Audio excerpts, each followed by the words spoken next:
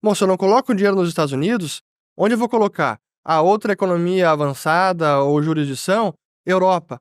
Para mim, há fragilidades na Europa até mais sérias do que nos Estados Unidos. Mas quando a gente compara com as alternativas, ainda assim os Estados Unidos são uma alternativa superior. Foi tanto o estresse nessa semana que aí, quinta-feira, conversaram com o Lula, ele se conteve, e aí ele reafirmou o seu compromisso com a responsabilidade fiscal e até anunciaram uma contenção de gastos. Eu tenho certeza que Lula faz isso a contragosto. Qualquer exchange centralizada está custodiando os bitcoins, os seus ativos, em seu nome. Por isso que é importante entender não apenas o risco de mercado, do ativo oscilar, mas risco de contraparte. Pode ser daqui a pouco não uma crise financeira, mas uma regulação mais restritiva. Você acaba correndo esse risco quando não está custodiando por conta própria os seus bitcoins. Começando mais um Responde as perguntas que vocês me enviaram aqui na área de membros do canal e também no nosso Instagram na quinta-feira, dia 4 de julho, dia da independência americana, que por sinal, antes de responder as perguntas, foram várias, como sempre, meu muito obrigado. Eu queria sugerir um vídeo que pra mim é muito bacana, porque no ano passado nós estivemos em Nova York gravando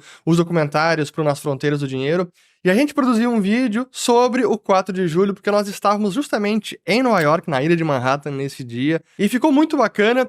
E eu confesso que é um daqueles vídeos que nos frustra, porque eu tinha uma expectativa, pra mim ele ficou sensacional, mas ele não desempenhou muito bem, como vocês podem ver, eu vou deixar até o link aqui em cima.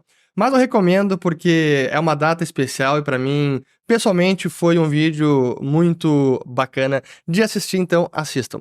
Pois bem, primeira pergunta aqui sobre Estados Unidos Soviéticos da América, que foi o vídeo que a gente publicou na semana passada. Perguntando o seguinte, você explana dos problemas dos Estados Unidos e possíveis consequências futuras. Entendo que devemos seguir comprando dólar e aportando em ativos americanos, principalmente, não há dúvida disso. Contudo, você poderia comentar um pouco mais sobre essa questão dos Estados Unidos com sérios problemas e, ao mesmo tempo, acreditar na maior economia mundial para se ter reserva em dólar fora do Brasil? Pois bem, é verdade, e eu entendo que pode até soar paradoxal, porque de um lado eu estou falando sobre o declínio do Império Americano e as fragilidades do dólar como padrão monetário, mas por outro lado eu defendo a ideia de dolarização e de proteção patrimonial, inclusive em termos de jurisdição, tirando dinheiro do Brasil e colocando em ativos no exterior, especialmente nos Estados Unidos. Então, como é que a gente reconcilia essas duas visões aparentemente paradoxais? Eu vou separar a resposta de três formas: questão de prazo, questão de alternativas e questão da própria aposta ou não na moeda americana, o dólar. Primeiro, com relação a prazo. Quando eu falo sobre o declínio do Império Americano, não é um cataclisma ou um evento de ruptura institucional que da noite para o dia os Estados Unidos entram em crise e podem rapidamente virar um Brasil ou, pior ainda, uma Argentina ou uma Venezuela. Não é assim que funciona. Mas quando a gente analisa em termos históricos, numa visão de longo prazo, sim, os Estados Unidos, como potência hegemônica, estão em declínio. E eu utilizei aquele artigo do Neil Ferguson com várias estatísticas e analisando essa decadência da sociedade americana sob vários aspectos, sob vários critérios. E é o que está explicado lá. Ainda assim, esse declínio não é um evento que ocorre da noite para o dia, é um processo e que vai se desenrolar nos próximos anos, talvez décadas, e talvez a gente nem veja na nossa vida os Estados Unidos sendo suplantados por outra potência hegemônica ou até mesmo a China. Eu não acho que isso vai acontecer. Mas que, comparando os Estados Unidos com os Estados Unidos, sim, a economia americana, o Império Americano está em decadência. Essa é a minha conclusão. Então, questão de prazo. Não é da noite para o dia, é um processo histórico que está se desenrolando. Agora a questão de alternativas. A comparação não é apenas Estados Unidos em absoluto e apenas a economia americana, mas sim em referência ao quê? Quais são as nossas opções? Bom, se eu não coloco dinheiro nos Estados Unidos, onde eu vou colocar? A outra economia avançada ou jurisdição? Europa. Para mim, há fragilidades na Europa até mais sérias do que nos Estados Unidos. Então, eu não tenho tanta segurança, pensando em proteção patrimonial de longo prazo, de deixar o dinheiro na Europa. E a gente pode escolher vários países, especialmente a questão do euro, para mim é um problema que está aí sempre latente, que às vezes ressurge, às vezes o Banco Central Europeu, a União Europeia consegue conter, mas a gente até produziu um vídeo sobre a França sendo o elo mais fraco do euro, vou colocar este vídeo aqui em cima, e foi o que a gente publicou também neste sábado. Aí tem problemas sérios de longo prazo que me faz duvidar da viabilidade do próprio euro e, portanto, em termos de jurisdição, não é uma alternativa melhor do que os Estados Unidos. Reino Unido é uma economia menor também, tem seus problemas particulares, tenho menos confiança no Reino Unido do que nos Estados Unidos. Bom, aí vamos para a Ásia. Bom, China é a potência em ascensão, poderia suplantar os Estados Unidos? Poderia, acho que não vai, mas quem realmente quer deixar o seu dinheiro estacionado, o seu patrimônio, na China, sob domínio do Partido Comunista, numa economia que não tem livre mobilidade de capitais, você não pode entrar e sair a hora que quiser, com uma segurança jurídica, império da lei, muito mais precário, então a segurança é muito mais precária comparada com os Estados Unidos. Então quando a gente analisa alternativas, aí vamos falar de países emergentes como o Brasil, não preciso nem chover no molhado, mas quando a gente compara com as alternativas, ainda assim os Estados Unidos são uma alternativa superior. Poderia ser melhor, e já foi melhor, sem dúvida, mas ainda assim é superior às demais alternativas.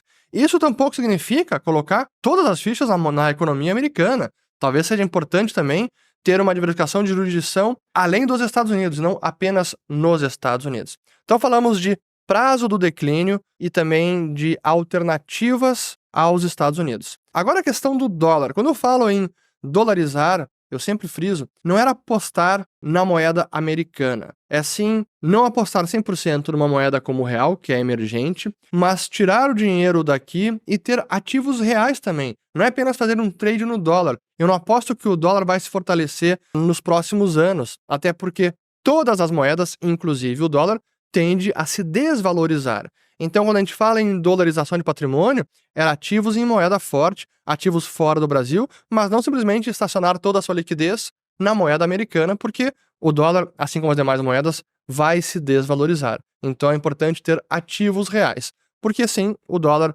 é uma moeda fiduciária e, como a gente tem analisado aqui há anos já no canal e desde que eu comecei a estudar esses assuntos, tem sérias fragilidades que não foram sanadas, a pandemia evidenciou mais algumas delas, e ainda assim, apesar deste aumento de juros pelo Fed, o dólar segue perdendo poder de compra, assim como as demais moedas. É sempre uma questão de ritmo. Qual moeda perde mais poder de compra? Mas todas estão perdendo poder de compra. E aí como é que a gente se protege do declínio do próprio dólar? É ouro, é Bitcoin, são ativos reais. Então, não há mágica, e não há bala de prata, e não há mitigação completa 100% de todos os riscos. Para onde quer que você vá, em termos de país, em termos de jurisdição, em termos de estrutura societária, em termos de como você vai proteger o seu patrimônio, sucessão, questões tributárias de ativos, para todos os lados, tem riscos específicos que você precisa entender e mitigar. E escolher aqueles riscos que são mais toleráveis de correr. Alguns não são toleráveis, para algumas pessoas podem ser. Por exemplo, vou investir na Venezuela, para mim é um risco que eu não quero correr. A China, pode ser que os bônus chineses e ações chinesas daqui para frente performem mais do que as americanas. Mas tem o risco de jurisdição, de não conseguir tirar o seu dinheiro do país.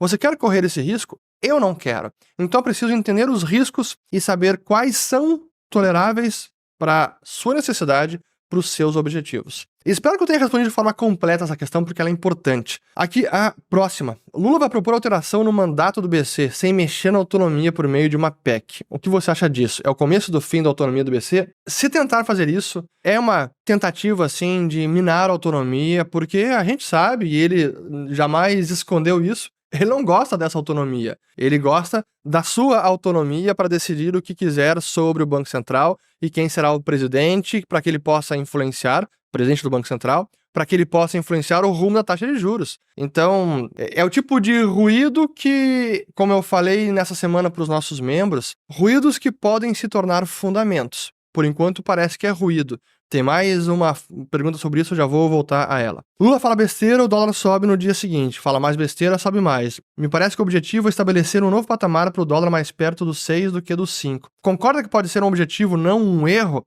E quais os setores, além de commodities, por óbvio, que se beneficiam do câmbio mais desvalorizado? Vamos falar sobre se é um erro ou se é uma política deliberada. Honestamente, eu não entendo que haja no momento uma política deliberada de desvalorizar o câmbio. Para mim é mais um resultado dessas falas desastradas. Mas não porque o Lula quer desvalorizar o câmbio, mas sim porque ele tem convicção de que o melhor para a economia seria derrubar a taxa de juros e intervir no Banco Central. Só que essa visão dele está se chocando com o restante dos investidores, do mercado financeiro, local, estrangeiro, que discorda dessa ideia e, portanto, manifesta a sua incerteza, a sua insegurança com o câmbio subindo, com taxas de juros subindo.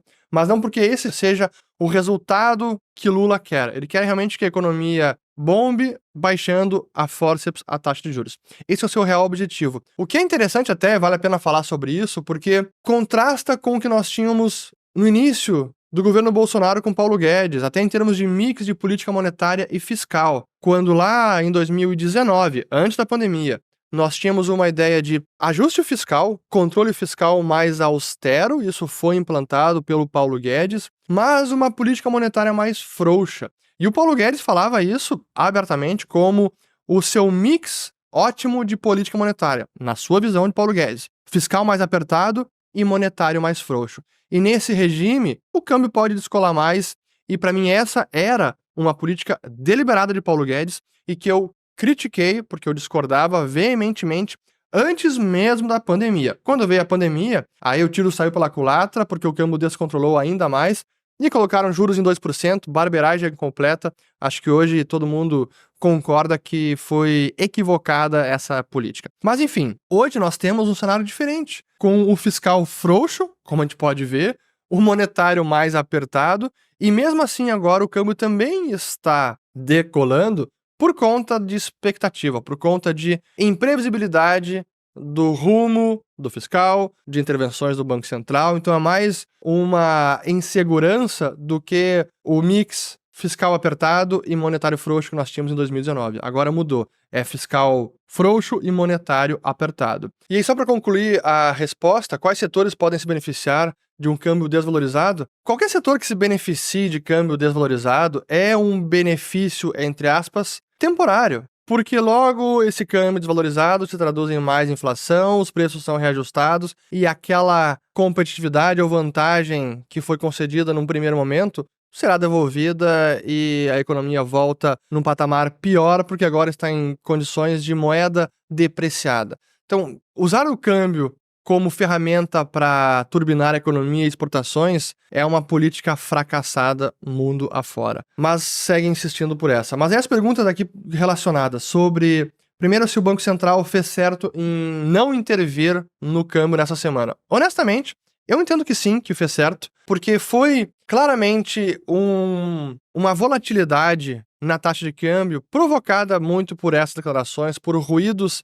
sem fins e que trouxeram essa incerteza, e aí o câmbio foi para 5,70 e acabou voltando depois porque tivemos aí uma mudança de tom, que é a outra pergunta aqui, se o mercado realmente acredita nessas declarações do Lula e do Haddad. Porque foi tanto o estresse nessa semana que aí ontem, quinta-feira, baixaram o tom, conversaram com o Lula, ele se conteve e aí ele reafirmou o seu compromisso com a responsabilidade fiscal e até anunciaram uma contenção de gastos de 25 ou 26 bilhões para este ano. Apenas para este ano, para o ano que vem, veremos. É de se acreditar nisso? Eu não acredito. É apenas para sinalizar para o mercado, mas eu tenho certeza que Lula faz isso a contragosto. Mas porque ele viu o resultado nessa semana no câmbio e percebeu, bom, vou ter que dar alguma sinalização para o mercado que a gente não vai estourar por completo. Mas é aquela velha história de sempre, o morde e assopra, essa semana teve muitas mordidas e aí veio o Haddad tentando assoprar e esse anúncio. Mas, de fato, quando a gente olha para a taxa de câmbio, na sexta-feira passada foi quase 2%, 1,70, aí na segunda subiu mais 1,10, aí mais 0,37 na terça, aí na quarta, quando vieram esses rumores e a baixada de tom, o câmbio caiu quase 2%, aí depois mais um anúncio ontem, caiu mais 1,20%, mas hoje sobe aqui, nesse momento que eu estou gravando, sexta-feira, 5 de julho, 11h47 da manhã, está subindo 0,26%, mas ainda estamos num patamar agora bem superior do que estávamos no começo do mês. Era 5,25, então mais ainda, se colocar lá para o dia 25 de maio, 20 de maio, estávamos em 5,10, agora estamos no patamar de 5,50.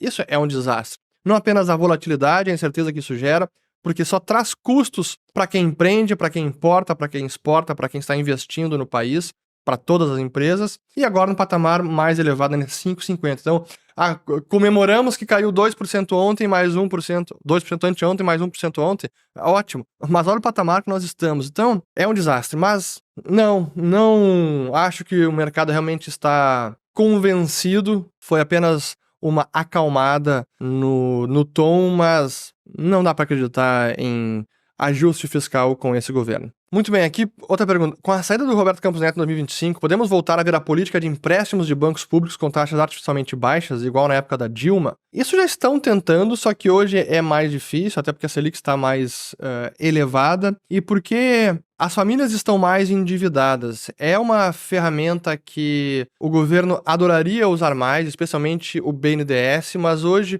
há uma vigilância, um monitoramento sobre as ações dos bancos públicos que não é mais tão simples usar desse instrumento para fazer o crédito fluir livremente, como fizeram de 2009 até 2014 praticamente. Então, não é o RCN que vai barrar isso, porque isso depende de executivo e não do Banco Central. Bancos públicos estão nas mãos do Ministério da Fazenda, do Executivo, e não do Banco Central. Diante da dificuldade natural de conciliar realidades econômicas diferentes de países reunidos sob a mesma unidade monetária como ocorre na União Europeia, ainda assim entende ser possível a reunião de países em um mesmo bloco econômico ou representa apenas uma utopia do capitalismo moderno? Eu diria que a União Europeia não representa uma utopia do capitalismo moderno, representa uma utopia do socialismo moderno, e não do capitalismo, ou uma utopia da social-democracia moderna.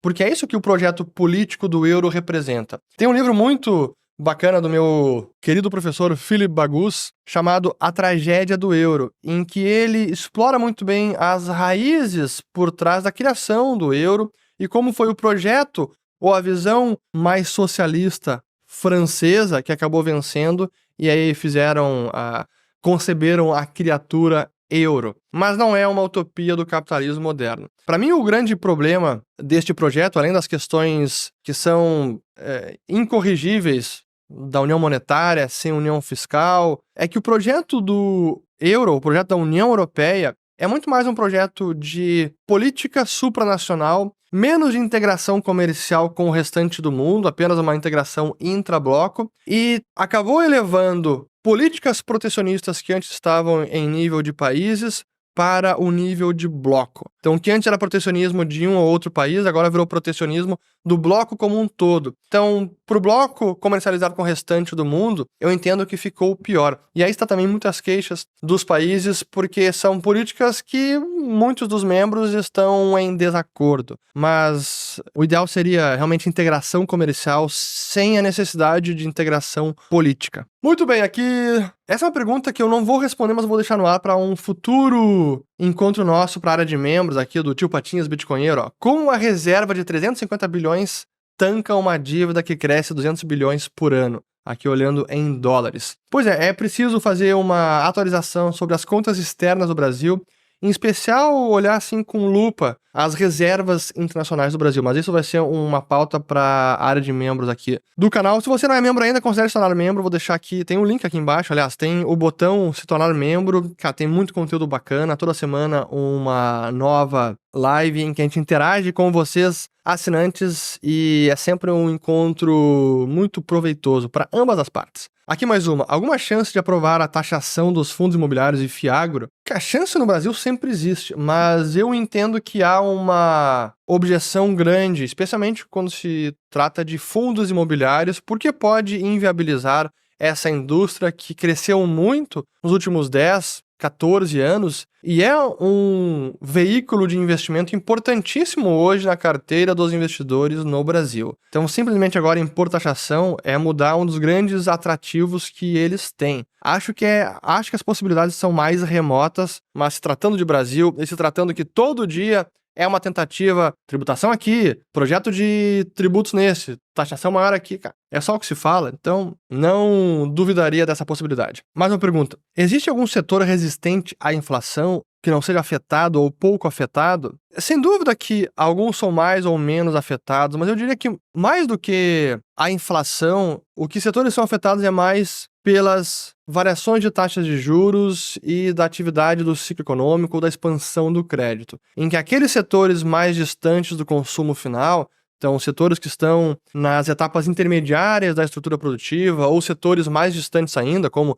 indústria extrativa, mineração, bens de capital, esses setores são mais sensíveis a variações de taxa de juros porque dependem mais de crédito, enquanto setores mais próximos do consumo final são menos sensíveis, portanto, oscilam menos. Mas a inflação como um todo, ela impacta toda a economia e é o problema de quanto maior a inflação, maiores são os desequilíbrios e efeitos redistributivos que tem na economia.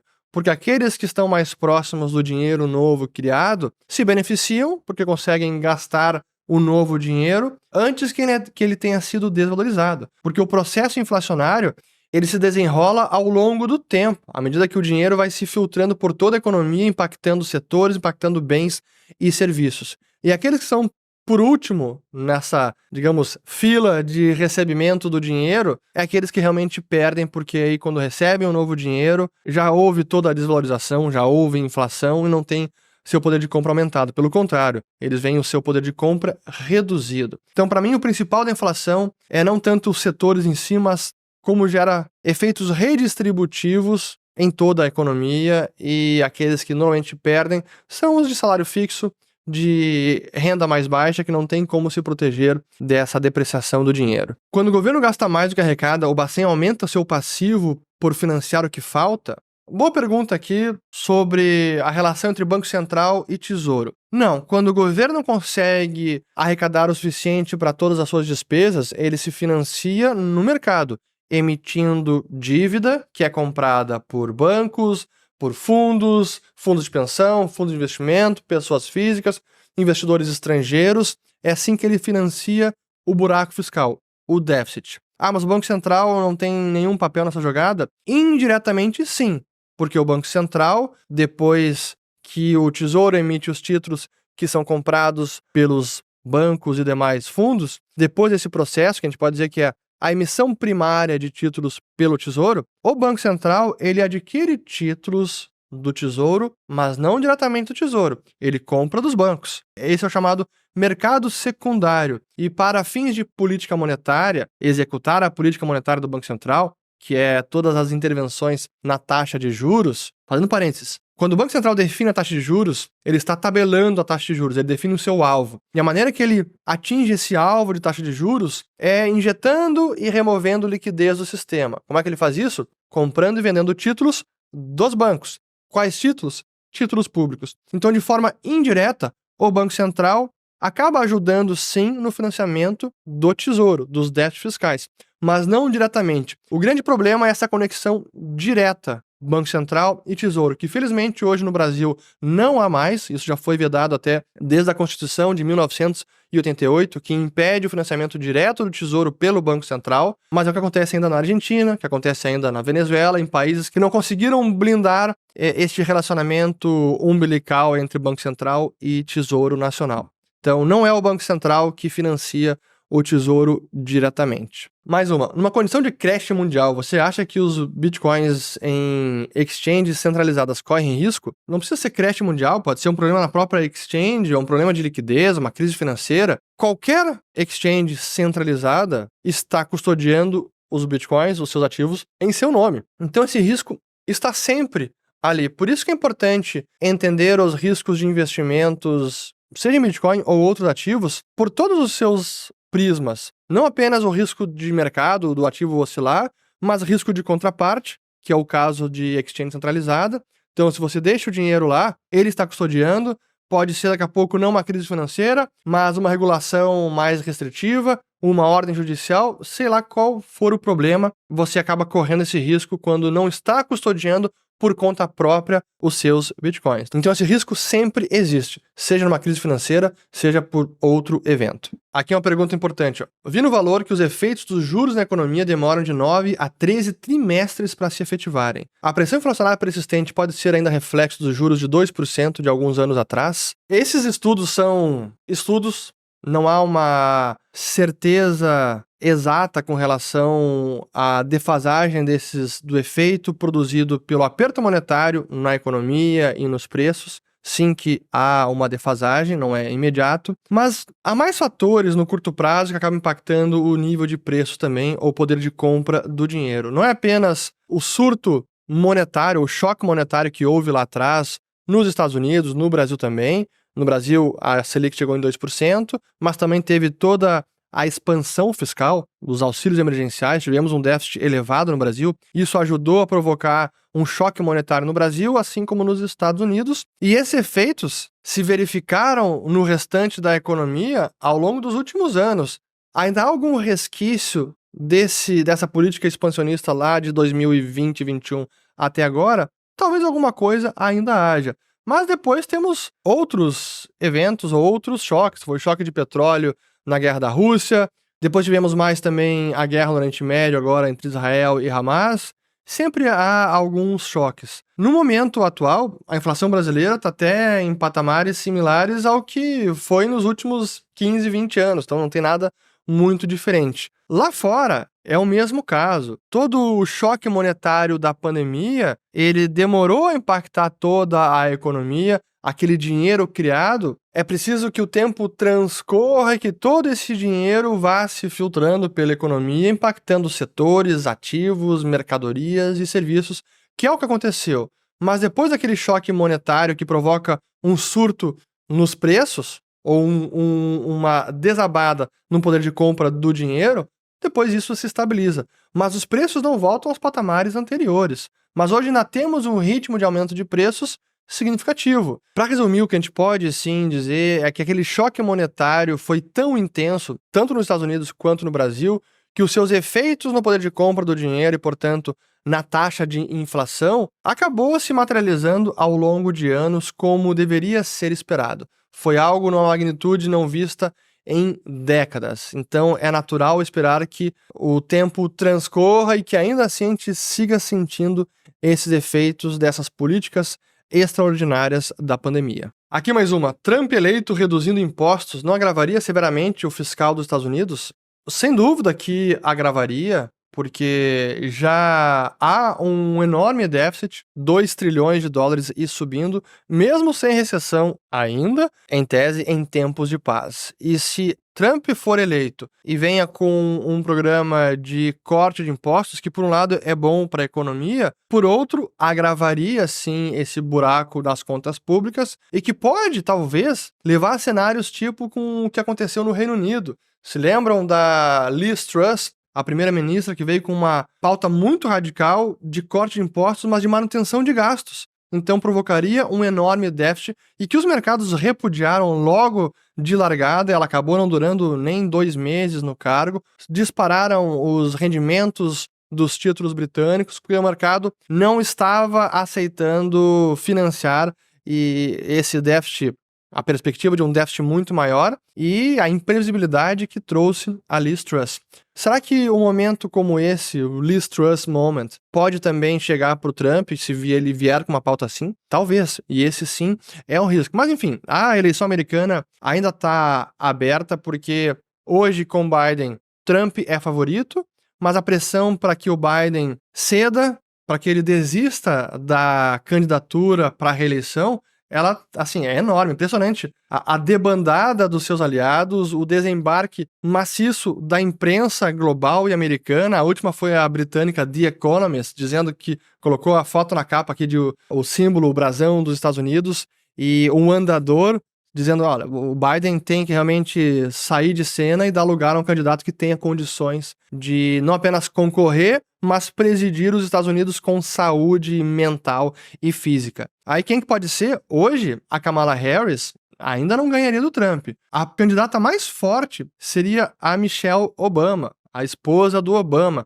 Alguns estão tentando arquitetar essa alternativa, mas ainda é cedo para saber quem poderia substituir o Biden e se é que ele vai desistir. Eu entendo que vai desistir, porque a pressão vai ser cada vez maior. Está visível que ele não tem condições e visível que se ele insistir, ele vai acabar perdendo para o Trump. E por fim, aqui 2 perguntas. Uma sobre êxodo de milionários no Reino Unido. O que eles podem fazer para retomar o crescimento econômico? Pois então, o Reino Unido vem lidando aí com os efeitos do Brexit e há descontentes. E eu acabei de citar a Liz Truss, mas eles vêm numa alternância recorrente de primeiros ministros. Foi Boris Johnson, foi a Liz Truss, aí o Rishi Sunak, e agora eleições gerais, e o Rishi Sunak, que é do Partido Conservador, tomou uma surra que não se... Foi a maior surra da história, ganhou o Partido Trabalhista e vai assumir então o poder como primeiro-ministro, o Keir Starmer, e mais do que a vitória do Partido Trabalhista, que está com maioria agora no parlamento britânico, uma baita maioria, assim, impressionante, é notável também a vitória do partido mais reformista, dos únicos que tem uma pauta anti-imigração ou crítica contra a imigração no Reino Unido, que é o Nigel Farage, que finalmente foi eleito para o parlamento britânico, depois de ter... Desde 94 ele concorreu, teve 7 derrotas, e agora foi finalmente eleito, não mais pelo que antes era o UKIP, que era o Partido Independente do Reino Unido, mas agora um novo partido chamado de Reform UK. Então, Reforme o Reino Unido. Então, é uma vitória importante. Ele vai ser uma oposição ferrenha no parlamento e é uma voz que tem tido cada vez mais relevância, sobretudo mais à direita, as pautas mais nacionalistas, especialmente a pauta imigratória. Então, vai ser interessante de ver o parlamento britânico agora nessa nova composição. E por fim, uma pergunta aqui sobre onde será a próxima temporada do Nas Fronteiras do Dinheiro. Excelente pergunta, ainda não temos a decisão tomada, tem muitas alternativas, muitas opções, ideias. Felizmente, não faltam ideias, só falta, na verdade, tempo para poder executar todas as que nós gostaríamos. Espero ter gostado de mais um Multi Responde, compartilhe o vídeo, se inscreva no canal, ative o sininho, espero ter também lavado as louças e desfrutem desse domingo com suas famílias, amigos e é isso. Valeu, obrigado e até o próximo.